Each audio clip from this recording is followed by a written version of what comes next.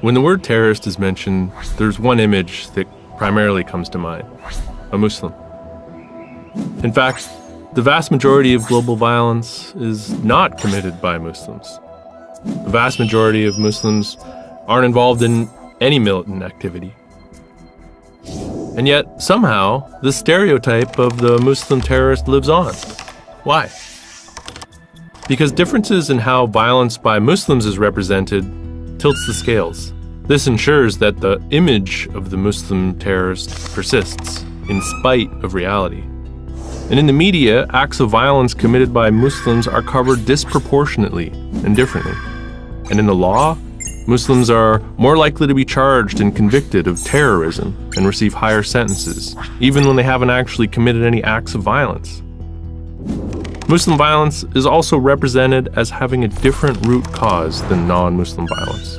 Consider the differing treatment of two otherwise similar attacks. Rehab Dugmash, a Muslim woman, waved a golf club and a knife around in a Canadian Tire, causing no serious injuries, but she was convicted of 4 counts of terrorism and sentenced to 7 years in prison as an ISIS supporter, despite being diagnosed with schizophrenia. Contrast that with the case of Mark Phillips, who attacked an immigrant family with a baseball bat because he mistook them for Muslims, calling them ISIS. Phillips broke the father's ribs, but he was given a conditional discharge and spent no time in prison because his attack was chalked up to marijuana-induced psychosis. In other words, the default assumption when Muslims commit violence is that they are agents of a global terrorist movement. When it's non-Muslims, however, we dismiss violent acts as resulting from individual psychological issues. When Muslims commit violence, these acts are considered to be part of a larger pattern, even when they happen in entirely different contexts. So that the murder of Coptic Christians in Egypt, for example, is portrayed as part of the same phenomenon as a suicide bombing at a pop concert in England. Incidents of white supremacist violence, on the other hand, are treated as isolated events. For example, after a deadly attack on a mosque in England, a security expert on CBC News said that a similar attack was unlikely to happen in Canada, even though the Quebec mosque shooting had happened just a few months before.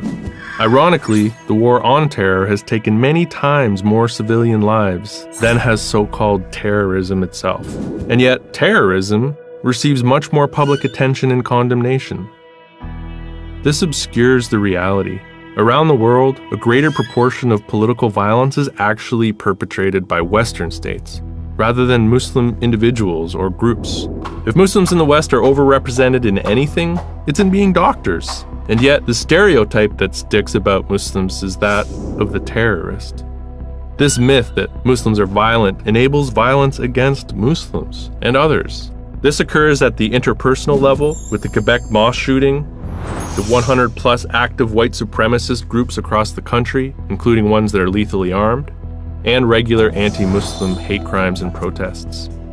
And it also occurs at the state level, globally in a devastating war on terror, and domestically in draconian counter-terrorism measures that have also been used to target Indigenous land and water protectors, environmentalists, and other dissenters.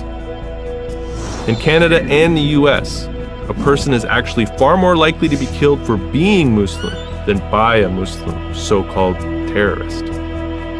But the biased representation of Muslims ensures that most believe the exact opposite to be true.